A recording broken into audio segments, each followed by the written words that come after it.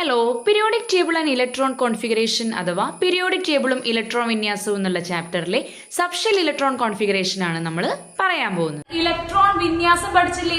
9ാം class പഠിച്ചിട്ടുണ്ട്. 2, 8, 18, 32 എന്നൊക്കെ ഏത് എലമെന്റിനെ എടുത്താലും നമുക്ക് എഴുതാൻ കഴിയുന്ന ഇലക്ട്രോൺ വിന്യാസം. അതേപോലെ സബ്ഷെല്ലുകൾക്കും ഒരു വിന്യാസമുണ്ട്. അപ്പൊ അതിന്റെ പേരെന്തായിരിക്കും മക്കളെ എന്ന് പറഞ്ഞു നോക്കിയേ.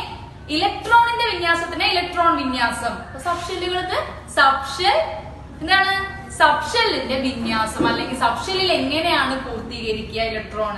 ഓക്കെ, അതാണ് നമ്മൾ അടുത്തതായിട്ട് പുതുതായിട്ട് നോക്കാൻ പോകുന്നത്. അപ്പൊ ഇത്രയും കാര്യം പറഞ്ഞ പോലെയല്ല, ഇതൊരു പുതിയ കാര്യമാണ്. മക്കൾ ആദ്യമായിട്ട് കേൾക്കുന്ന 10ാം ക്ലാസ്സിൽ ആദ്യമായിട്ട് കേൾക്കുന്ന ഒരു കാര്യമാണ് സബ്ഷെൽ ഇലക്ട്രോൺ വിന്യാസം എന്ന് പറയുന്നത്. ആണല്ലോ? അപ്പൊ എന്ത് ചെയ്യണം? കുറച്ചും കൂടി ഒരു ശ്രദ്ധ കൊടുക്കണം. കൂളായിട്ട് ഇരുന്നാൽ മതി, ഒരുപാട് സ്ട്രെയിൻ ഒന്നും എടുക്കണ്ട, ജസ്റ്റ് ഒന്ന് ശ്രദ്ധിച്ചാൽ മതി. ശ്രദ്ധിച്ചാൽ മനസ്സിലാവും. ഓക്കെ ആണോ? ഓക്കെ ആണ്. അപ്പൊ നമ്മൾ സബ്ഷെൽ ഇലക്ട്രോൺ കോൺഫിഗറേഷനിലേക്ക് പോവാണ്. ആദ്യത്തെ നമ്മുടെ പീരിയോഡിക് ടേബിളിൽ ആദ്യത്തെ ആളാരാണ്? ഹൈഡ്രജൻ ആണ് അല്ലെ? ഹൈഡ്രജന്റെ ആറ്റോമിക് നമ്പർ പറഞ്ഞേ, എത്രയാ? Very good. എത്രയാണ്? 1.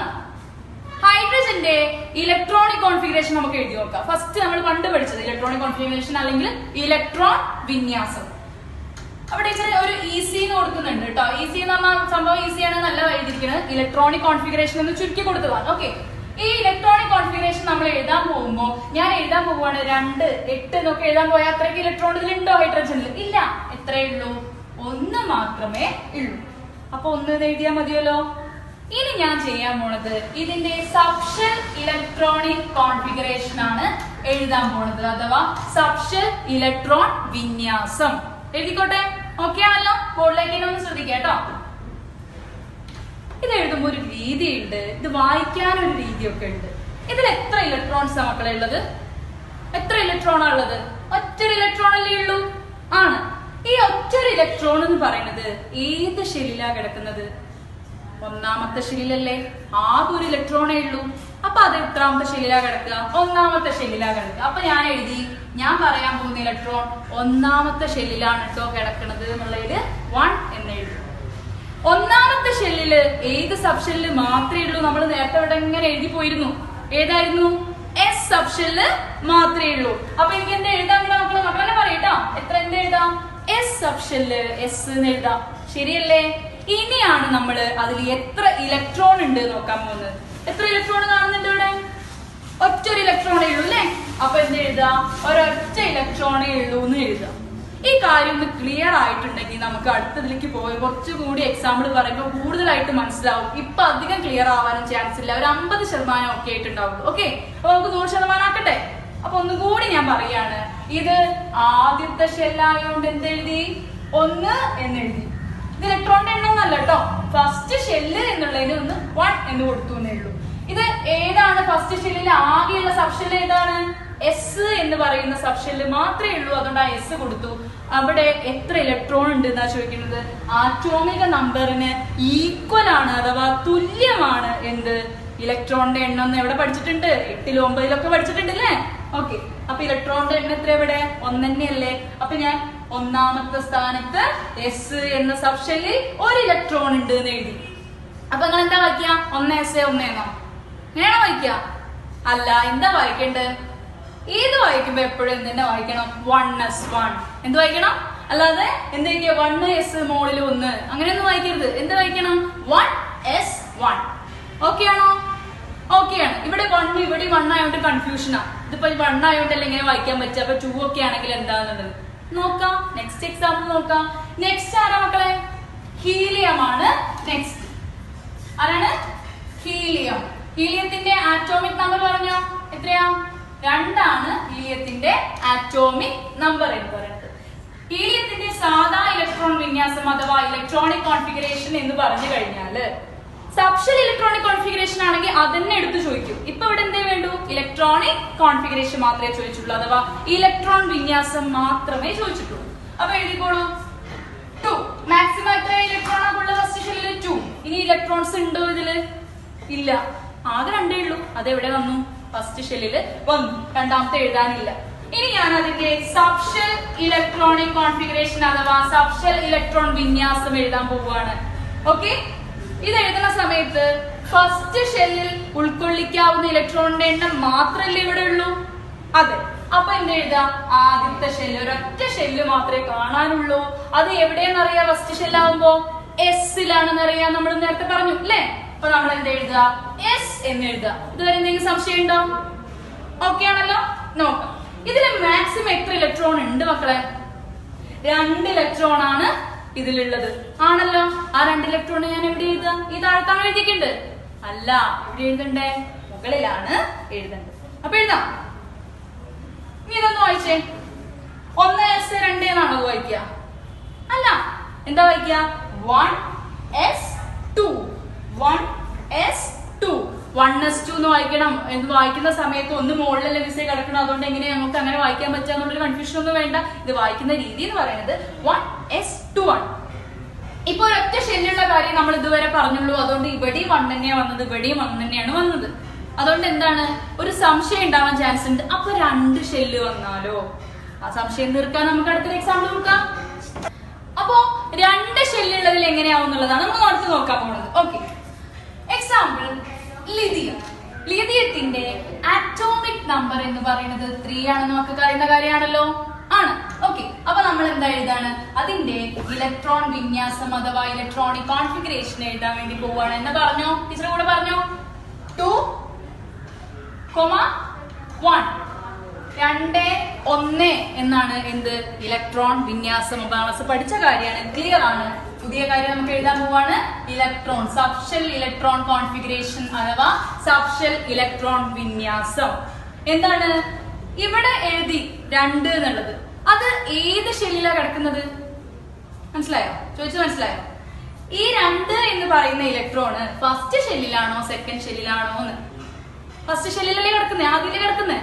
ഓക്കെ ആണല്ലോ? ഫസ്റ്റ് ഷെല്ലിലാണല്ലോ. അപ്പൊ ഞാൻ ഫസ്റ്റ് ഷെല്ലിലാണ് എന്നങ്ങോട്ട് എഴുതി. ഓക്കെ ഓക്കെ, ഇത് പുതിയ കാര്യമാണ്, ഒന്ന് കോൺസെൻട്രേറ്റ് ചെയ്യണം കേട്ടോ. ഓക്കെ, ഫസ്റ്റ് ഷെല്ലില് ആകെ ഒരു സബ് ഷെല്ലേ ഉള്ളൂ എന്ന് ടീച്ചർ നേരത്തെ പറഞ്ഞു. ആ സബ് ഷെല്ലിന്റെ പേരാണ് എസ്. ആ എസിനെയും എഴുതി. അതിന് മാക്സിമം എത്ര ഇലക്ട്രോൺ കൊള്ളും? ഇവിടെ എത്ര ഉള്ളത് ഇലക്ട്രോണ്? 2 എന്ന് എഴുതി. അപ്പൊ എന്താണ്? 1s2. നെക്സ്റ്റ് ഇതിലേക്ക് തന്നെ പോവാ. ഇവിടെ 2നെ കുറിച്ച് മാത്രം, ഈ 2 ഇലക്ട്രോണിനെ കുറിച്ച് മാത്രമേ ഇതുവരെ പറഞ്ഞിട്ടുള്ളൂ. അതൊന്നും കൂടി പറയാണ്, ശ്രദ്ധിക്കുക, മനസ്സിലാവാത്തവർക്ക് വേണ്ടിയിട്ടാണ്. ഫസ്റ്റ് ഷെല്ലിലാണ് ഫസ്റ്റ്, എസ്സിലാണെന്ന് അറിയാം. കാരണം ഫസ്റ്റ് ഷെല്ലിന് ആകെ ഒരു സബ് ഷെല്ലേ ഉള്ളൂ, അത് എസ് ആണ്. എഴുതിയല്ലോ. അതിൽ മാക്സിമം എത്ര ഇലക്ട്രോൺ കൊള്ളും? 2 എണ്ണം കൊള്ളും. ആ 2ഉം ഇവിടെ ഉണ്ട്. ആ ഇലക്ട്രോണിന്റെ എണ്ണാണ് നമ്മൾ എന്ത് എഴുതിയത്? മുകളിലായിട്ട് എഴുതിയത്. അപ്പൊ ഈ 2നെ കുറിച്ച് മാത്രമേ സംസാരിച്ചുള്ളൂ. ഈ 1 അത് അവിടെ അങ്ങനെ ഇരിക്കുന്നു, ആരും നോക്കാനില്ല എന്നുള്ളതിൽ. അപ്പൊ അടുത്ത 1നെ നോക്കാം. അടുത്തത് നമ്മള് ഫസ്റ്റ് ഷെല്ലിലാണോ കിടക്കുന്നത്? അല്ല, സെക്കൻഡ് ഷെല്ലിലാണ് കിടക്കുന്നത്. ഇത് ഫസ്റ്റ് ഷെല്ലാണ്, ഇത് സെക്കൻഡ് ഷെല്ലാണ്. ഇത് കെ ഷെല്ലാണ്, ഇത് എൽ ഷെല്ലാണ്. അറിയുന്ന കാര്യമാണല്ലോ. ഓക്കെ, രണ്ടാമത്തെ ഷെല്ലിൽ പറഞ്ഞിട്ട് 2 എന്ന് എഴുതി. രണ്ടാമത്തെ ഷെല്ലില് എസും ഉണ്ട് നമ്മൾ പഠിച്ചു, പിയും ഉണ്ട് എന്ന് പഠിച്ചു. ആദ്യം ഇവിടെ ഇലക്ട്രോൺ എന്നറിയാം, എസ്സിലാണ് ആദ്യം ഇലക്ട്രോൺ എന്നറിയാം. കാരണം എസിന് എനർജി കുറവാണ്, പിക്ക് അതിനെക്കാട്ടും കൂടുതലാണ്. അതുകൊണ്ട് എസ്സിലാണ് ആദ്യം എന്ത് ചെയ്യുക? ഇലക്ട്രോൺ എന്നറിയാം. എസ്സില് ഞാൻ 2s കൊടുത്തു. അതിൽ എത്ര ഇലക്ട്രോൺ? എസ് 2 ഇലക്ട്രോണിന് വരെ വാങ്ങിക്കും. പക്ഷെ 2 എണ്ണത്തിന് തന്നെ കിട്ടണം നിർബന്ധം പിടിക്കാൻ പറ്റുമോ? ഇവിടെ എത്ര ഉള്ളൂ കൊടുക്കാൻ? 1 ഉള്ളൂ. അപ്പൊ 1 ഇലക്ട്രോണിനെ കൊടുത്തു. അപ്പോ ലിഥിയം എന്ന് പറയുന്ന 3ാമത്തെ ആറ്റോമിക് നമ്പർ ഉള്ള 3ാമത്തെ എലമെന്റിന്റെ സബ്ഷെൽ ഇലക്ട്രോൺ വിന്യാസം ഒന്ന് വായിച്ചേ. 1s2 2s1 1s2 2s1. Is it clear? Okay ആണോ? നെക്സ്റ്റ് എക്സാമ്പിൾ പറഞ്ഞോട്ടെ. ഒരു 4 എക്സാമ്പിളും കൂടി പറയുമ്പോഴേക്കും നമുക്ക് 100% ക്ലിയർ ആയിരിക്കും. പക്ഷെ ശ്രദ്ധിക്കണം കേട്ടോ. ഓക്കെ, ലിഥിയം കഴിഞ്ഞിട്ട് ബെറീലിയം. ബെറീലിയമിന്റെ സെയിം ഇതിൽ തന്നെ വരിക. നമുക്ക് ചെറിയൊരു വേറൊരു എക്സാമ്പിൾ എടുക്കാം. ബോറോൺ എടുക്കാം. ഓർഡറിൽ വരികയാണെങ്കിൽ അടുത്ത് ബെറീലിയം കേട്ടോ വരിക. ഓർഡർ തെറ്റിയതാണെന്ന് വിചാരിക്കരുത്. അടുത്ത് നമ്മൾ ബോറോണിനെയാണ് എടുക്കാൻ പോകുന്നത്. അതിന്റെ Z എന്ന് പറയുന്നത് 5 ആണ്. എത്രയാണ്? 5 ആണ് നമ്മുടെ ബോറോണിന്റെ ആറ്റോമിക് നമ്പർ എന്ന് പറയുന്നത്. അപ്പൊ ആറ്റോമിക് നമ്പർ അനുസരിച്ചിട്ട് അതിന്റെ ഇലക്ട്രോൺ വിന്യാസം എഴുതാൻ പോവാണ്. നമുക്ക് കുറച്ച് സ്പീഡ് പോവാം. ഇലക്ട്രോൺ വിന്യാസം 2,3 അറിയുന്ന കാര്യമാണല്ലോ. ഇനി നമുക്ക് സബ്ഷെൽ ഇലക്ട്രോൺ കോൺഫിഗറേഷനിലേക്ക് പോവാം. ഒന്ന് ശ്രദ്ധിച്ചോളുക. ആദ്യത്തെ ഷെല്ലിൽ 1, ആദ്യത്തെ ഷെല്ലിൽ ഒരു എസ് മാത്രമേ ഉള്ളൂ. ഓക്കെ ആണോ? എത്ര ഇലക്ട്രോൺ ഉണ്ട് ഇത് അവിടെ നോക്കിക്കോ. ഈ സംഖ്യയാണ് നമ്മൾ ഈ മുകളില് എഴുതുന്നത്. 1s2. ക്ലിയർ?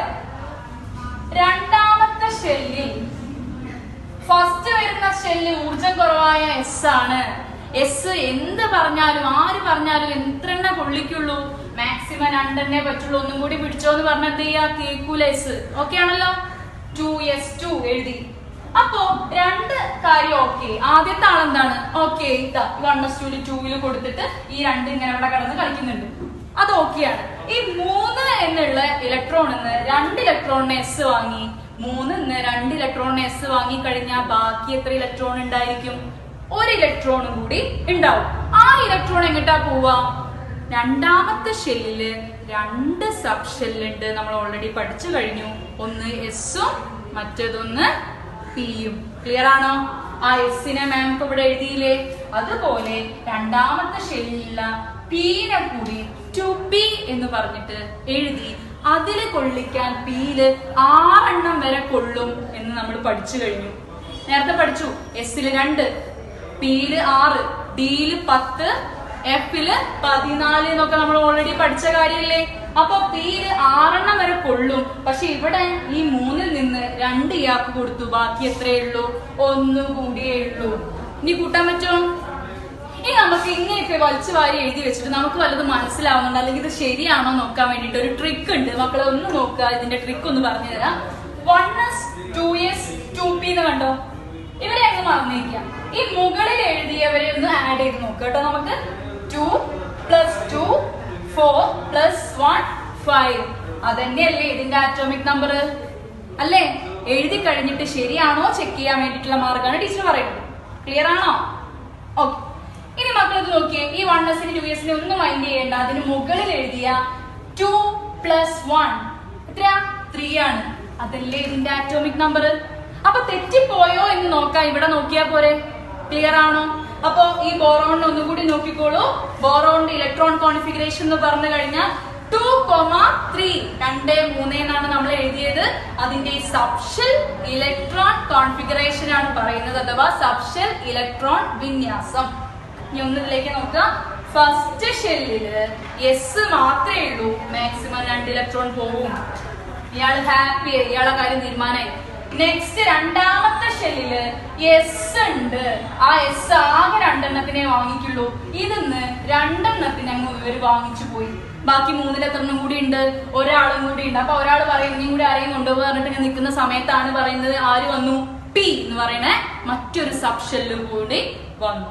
പിയില് മാക്സിമം 6 ഇലക്ട്രോണാ കൊള്ളുക. പക്ഷെ ഇവിടെ ആകെ ഇതിനെ പിക്ക് എത്ര എടുത്താൽ മതി? 1 എടുത്താൽ മതി. പിക്ക് സന്തോഷമാണ്, കാരണം 1 എടുക്കേണ്ട ആവശ്യമുള്ളൂ. 6 മേടിക്കേണ്ട ആവശ്യമില്ല. 7 വന്നാ പി എടുക്കുവോ? ഇല്ല. മാക്സിമം പി എത്രേ കൊടുക്കുള്ളൂ? 6 കൊടുക്കുള്ളൂ. ഓക്കെ. അപ്പൊ 1 ഇവിടെ കൊടുക്കും ചെയ്തു. ഒക്കെ കൂടി ആഡ് ചെയ്ത സമയത്ത് എല്ലാം കൂട്ടി നോക്കിയ സമയത്ത് 5 കിട്ടി. ഓക്കെയാണ്. ഇപ്പൊ ഇത് ചെറിയ ചെറിയ ചെറിയ സംഖ്യകളാണ്. നമുക്കൊരു കുറച്ചുകൂടി വലിയൊരു എക്സാമ്പിളിലേക്ക് പോയാലോ? അപ്പൊ ഒരു എക്സാമ്പിളും കൂടി, 2-3 എക്സാമ്പിളും കൂടി നമുക്ക് നോക്കിയിട്ട് കുറച്ച് വർക്ക് ആയിട്ട് നിങ്ങൾക്കൊരു വർക്ക് തരാം. ഓക്കെ. അപ്പൊ നെക്സ്റ്റ് എക്സാമ്പിൾ നോക്കുന്നത് നമ്മൾ ഫ്ലൂറിനാണ്. ഫ്ലൂറിന്റെ അറ്റോമിക് നമ്പർ എന്ന് പറയുന്നത് 9 ആണ്. ഓക്കെ. ഇതൊക്കെ നിങ്ങൾക്ക് എന്താ പറയാ ക്വസ്റ്റ്യൻ പേപ്പറിൽ തരും കേട്ടോ. അങ്ങനെ ബൈഹാർട്ട് ചെയ്യേണ്ട ആവശ്യമൊന്നുമില്ല. ചിലത് മാത്രമേ ബൈഹാർട്ട് ചെയ്യേണ്ടൂ. അതെന്താണെന്നുള്ളത് നമുക്ക് വഴിയെ വഴിയെ പറയാം. ഓക്കെ. അതിന്റെ ഇലക്ട്രോണിക് കോൺഫിഗറേഷൻ നമ്മൾ എഴുതാൻ പറയാൻ പോവാണ്. എന്താ എഴുതാ? 2 8 വരില്ല അതല്ലേ? 2 7 അതാണല്ലോ ഇലക്ട്രോണിക് വിന്യാസം. ഓക്കെ. ഇതിന്റെ സബ്ഷെൽ ഇലക്ട്രോൺ വിന്യാസം എന്താണ് വരുന്നത് എന്നാണ് നമ്മൾ നോക്കാൻ പോകുന്നത്. ഇതിന്റെ സബ്ഷെൽ ഇലക്ട്രോൺ വിന്യാസം എഴുതാൻ പോകുമ്പോൾ നിയമം അതുപോലെ പറഞ്ഞു ഒന്ന് ഒരുമിച്ച് എഴുതാൻ നോക്കുക കേട്ടോ. നിങ്ങൾ മുന്നിൽ വെച്ചിരിക്കുന്ന പേപ്പറും പെന്നൊക്കെ വെച്ചിട്ടുണ്ട് വെക്കണം ഞാൻ പറഞ്ഞിരുന്നു. ആ പേപ്പറിലും ഇതൊന്ന് എഴുതി നോക്കുക. ഓക്കെ ആണോ? ഫസ്റ്റ് ഷെല്ല് പറഞ്ഞതല്ലേ? ഫസ്റ്റ് ഷെല്ല് ഇത് രണ്ടാമത്തെ ഷെല്ലല്ലേ? ഓക്കെ. ഫസ്റ്റ് ഷെല്ലില് ആകെ എത്ര സബ് ഷെല്ലേ ഉള്ളൂ? ഒരൊറ്റ സബ് ഷെല്ലേ ഉള്ളൂ. ആ സബ് ഷെല്ലിന്റെ പേരാണ് എന്ത്? എസ് ആണല്ലോ. എസ് എന്ത് പറഞ്ഞാൽ ആര് പറഞ്ഞാലും എത്ര ഇലക്ട്രോൺ എസ് മാക്സിമം എടുക്കുള്ളൂ? 2 ഇലക്ട്രോൺസ്. ഈ ഇലക്ട്രോണിന്റെ കാര്യത്തിൽ തീരുമാനമായി. ഓക്കെ ആണോ? ഓക്കെ. അടുത്തത് പറഞ്ഞാൽ ഇതിന്റെ ഇടയിൽ കോമയൊന്നും ഇട്ട് കൊടുക്കരുത് കേട്ടോ. അങ്ങനെ ഇല്ല. നമ്മൾ ഇലക്ട്രോൺ വിന്യാസത്തിന്റെ ഇടയിൽ ഇടുന്ന കോമയൊന്നും ഈ സബ് ഷെൽ ഇലക്ട്രോൺ വിന്യാസത്തിന്റെ ഇടയിൽ ഇടാൻ പാടില്ല കേട്ടോ. ഓക്കെ. രണ്ടാമത്തെ ഷെല്ലിലേക്ക് കടക്കുകയാണ് എന്ന് പറയുമ്പോൾ തന്നെ മക്കൾ കണ്ണടച്ച് എഴുതിക്കോ. എന്ത്? 2. ക്ലിയർ ആണല്ലോ? ഓക്കെ. രണ്ടാമത്തെ ഷെല്ലിൽ ആദ്യം എസ് ആണോ പി ആണോ എന്നറിയാന്നുള്ള കൺഫ്യൂഷനിൽ ഇരിക്കുമ്പോഴാണ് നമ്മൾ പറഞ്ഞത് എസ് എന്ന് പറഞ്ഞാൽ എനർജി കുറവാണ്, അതിനേക്കാൾ കൂടുതലാണ് പി. അതുകൊണ്ട് ആദ്യം എസ്സിലാണെന്ന് അറിയാം. എസ് എന്ന് പറഞ്ഞാലും എത്ര ഇലക്ട്രോൺ വാങ്ങിക്കും? 2 ഇലക്ട്രോൺ വാങ്ങിക്കും. അപ്പൊ എന്തായി? 2s2 എന്നായി, അല്ലെങ്കിൽ രണ്ടാമത്തെ ഇലക്ട്രോൺ വാങ്ങിച്ചു എന്നുള്ളൊരു ഇത് വന്നു. ഇനി ഈ രണ്ടാമത്തെ ഷെല്ലില് 2 ഇലക്ട്രോണിനെ ഇവർ വാങ്ങിച്ചു. അപ്പൊ 7 ബാക്കി എത്ര ഇലക്ട്രോൺസ് കൂടി ഉണ്ട്? 5 ഇലക്ട്രോണും കൂടി ബാക്കിയില്ലേ? 7 2 ഇലക്ട്രോൺസിനല്ലേ എസിന് വാങ്ങിക്കാൻ കഴിയുള്ളൂ. അതിൽ ബാക്കി എത്ര ഇലക്ട്രോൺ ഉണ്ട്? 5 ഇലക്ട്രോണും കൂടി ബാക്കിയുണ്ട്. അത് രണ്ടാമത്തെ തന്നെ ഉള്ള ഒരു സബ് ഷെല്ല് പി. രണ്ടാമത്തെ ഷെല്ലിന് 2 സബ് ഷെല്ലുണ്ട്, എസും പിയും. അതില് പിയില് എത്രണ്ണം മാക്സിമം എത്രണ്ണ കൊള്ളുക? 6 എണ്ണാണ് മാക്സിമം കൊള്ളുക. നമ്മൾ പഠിച്ചു കഴിഞ്ഞ കാര്യമാണ്. പക്ഷെ ഇവിടെ എത്രണ്ണം കൊള്ളിച്ചാൽ മതി? 5 എണ്ണം കൊള്ളിച്ചാൽ മതി. കുഴപ്പമില്ലല്ലോ, 7 ഒന്നും അല്ലല്ലോ, 5 അല്ലേ? അപ്പൊ ഓക്കെ. അപ്പൊ ഇതൊന്ന് വായിച്ചേ. Subshell electronic configuration of fluorine ഒന്ന് വായിച്ചേ. 1s2 2s2 2p5. ക്ലിയർ ആണോ? നെക്സ്റ്റ് നമുക്ക് വലിയൊരു എക്സാമ്പിളിലേക്ക് പോകാം. വലിയ എക്സാമ്പിൾ എന്നല്ല, നമ്മൾ എന്നും എക്സാമ്പിൾ ആക്കി എടുക്കുന്ന സോഡിയം. എന്ത് കാര്യം ഉണ്ടെന്നുണ്ടെങ്കിൽ നമ്മൾ സോഡിയത്തിനെ വെച്ചിട്ട് ഫസ്റ്റ് പറയാം അല്ലെ? അപ്പൊ സോഡിയത്തിന് തന്നെ ഇതിനും കൂടി നമ്മൾ എക്സാമ്പിൾ എടുത്ത് നോക്കുകയാണ്. അതിന്റെ ഇലക്ട്രോണിക് കോൺഫിഗറേഷൻ മക്കൾ ഓൾറെഡി പഠിച്ച കാര്യമാണ്. നമുക്ക് പറഞ്ഞേ 2 8 1 2 8 1 എന്നുള്ളതാണ് എന്ത്? ഇലക്ട്രോണിക് കോൺഫിഗറേഷൻ ഓഫ് സോഡിയം, അല്ലെങ്കിൽ സോഡിയത്തിന്റെ ഇലക്ട്രോൺ വിന്യാസം ആണല്ലോ. ഇനി അതിന്റെ സബ്ഷെൽ ഇലക്ട്രോൺ വിന്യാസം അഥവാ സബ്ഷെൽ ഇലക്ട്രോണിക് കോൺഫിഗറേഷൻ എഴുതാൻ പോവുകയാണ്. ആ മെത്തേഡിൽ ഒന്ന് ഒരുമിച്ച് ആ പേപ്പറിൽ ഒന്ന് എഴുതിയിട്ട് വരിക കേട്ടോ. ആദ്യത്തെ ഷെല്ലിൽ എസ് സബ് ഷെല്ല് മാത്രമേ ഉള്ളൂ, മാക്സിമം 2 ഇലക്ട്രോൺ കൊള്ളൂ. തീർന്നല്ലോ. രണ്ടാമത്തെ ഷെല്ലിൽ ഇവരെ കുറിച്ചാ പറയുന്നത്. രണ്ടാമത്തെ ഷെല്ലിൽ എസില് മാക്സിമം 2 എണ്ണേ കൊള്ളുള്ളൂ. ഈ 8 എണ്ണത്തിൽ 2 എണ്ണം എസിന് കൊടുത്താൽ 8 2 പോയ ബാക്കി 6. ഇതൊക്കെ അറിയാവുന്ന കുട്ടികളല്ലേ അല്ലേ? വലിയ കുട്ടികളല്ലേ? ഓക്കെ. 2p6 എന്ന് എഴുതാം. അപ്പോഴാണ് ഒരു കാര്യം ശ്രദ്ധയിൽപ്പെട്ടത്. ഇത് 9 ആയിരുന്നെങ്കിൽ അങ്ങനെ കോൺഫിഗറേഷൻ വരുമോ? രണ്ടാമത്തെ മാക്സിമം ഷെല്ലിൽ എത്ര എണ്ണേ വരുള്ളൂ? 8 എണ്ണേ വരുള്ളൂ എന്ന് പണ്ട് എപ്പോഴോ പഠിച്ചിട്ടുണ്ട് ഉണ്ടല്ലോ. ഓക്കെ. അപ്പൊ p6 ഇനി എത്ര എണ്ണം വന്നാലും p എന്ത് ചെയ്യില്ല? ഉൾക്കൊള്ളിക്കില്ല, അടുത്ത ആളേക്ക് വിടുകയാണ്. അപ്പോ ഇവരുടെ കാര്യം തീരുമാനമായി. 2 എണ്ണം എസിന് കൊടുത്തു, 6 എണ്ണം പിക്കും കൊടുത്തു, 8 എണ്ണം കഴിഞ്ഞു. Second shell happy, first shell happy. ആകെ ആരുണ്ട്? മൂന്നാമത്തെ ഷെല്ലിൽ ഒരാൾ കിടക്കുന്നുണ്ട്. മൂന്നാമത്തെ ഷെല്ലിൽ 3 സബ് ഷെല്ലുണ്ട്, എസ് പി ഡി. അപ്പൊ ആദ്യം ആരാ വരിക?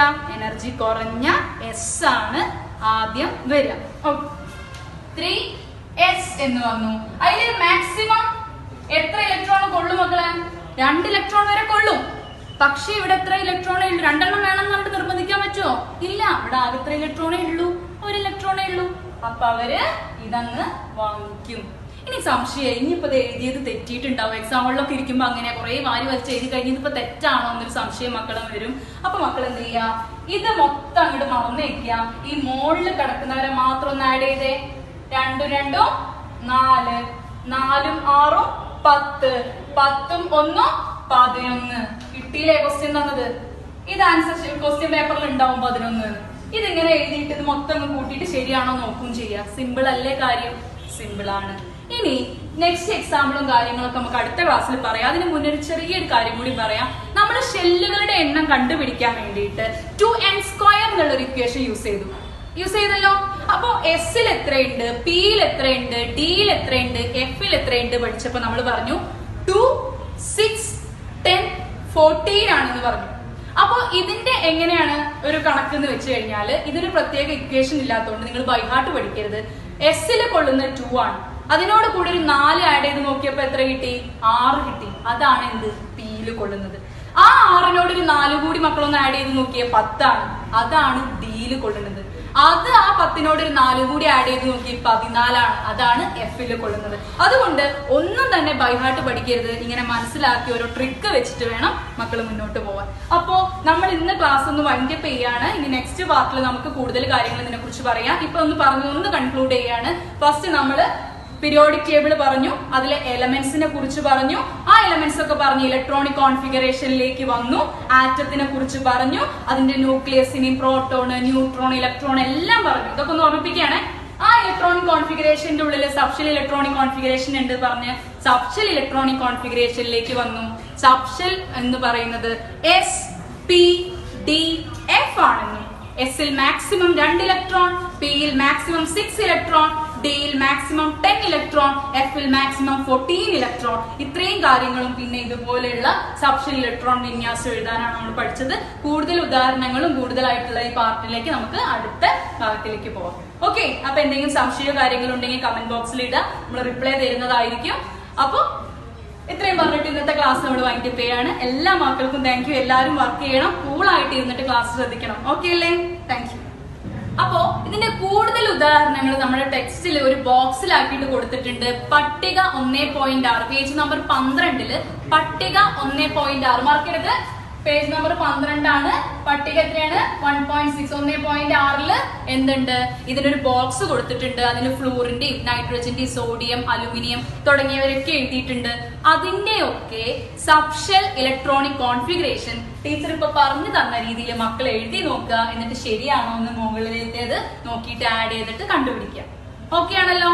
എന്തായാലും ചെയ്യണം, വെറുതെ ഇരിക്കാൻ പാടില്ല. ഓക്കെ, ചെറിയൊരു 5 മിനിറ്റ് നിങ്ങൾ സമയം മാത്രമേ ഇതിന് കൊടുക്കേണ്ട ആവശ്യമുള്ളൂ. അങ്ങനെ നമ്മൾ അപ് ടു ഡേറ്റ് ആയിട്ടൊന്ന് ഈ ക്ലാസ് ഫോളോ ചെയ്ത് പോവുകയാണെങ്കിൽ മക്കൾക്ക് നല്ല മാർക്ക് കെമിസ്ട്രിയിൽ വാങ്ങിക്കുക എന്നുള്ളൊരു ഗ്യാരണ്ടി മാം തരികയാണ്. ഓക്കെ ആണല്ലോ? അപ്പൊ ഇത്രയും കാര്യങ്ങളേ ഉള്ളൂ. അടുത്ത ഭാഗങ്ങൾ ഇതിലും കൂടുതൽ സിമ്പിൾ ആയിട്ട് നമുക്ക് അടുത്ത ക്ലാസ്സിൽ പറയാം. എന്തെങ്കിലും സംശയം ഉണ്ടെങ്കിലൊക്കെ കമന്റ് ബോക്സിൽ നിങ്ങൾ എഴുതുക. അപ്പം തന്നെ അതിന്റെ ആൻസേഴ്സ് തരുന്നതായിരിക്കും. അപ്പൊ ഓക്കെ, ഇത്രയും പറഞ്ഞിട്ട് നമ്മൾ ഇന്നത്തെ ക്ലാസ് വൈൻഡപ്പ് ചെയ്യാണ്. എന്തെങ്കിലുമൊക്കെ സംശയം ഉണ്ടെങ്കിൽ ചോദിക്കണം. ഓക്കെ ആണല്ലോ? എല്ലാവരും പഠിക്കുമല്ലോ? Okay, thank you.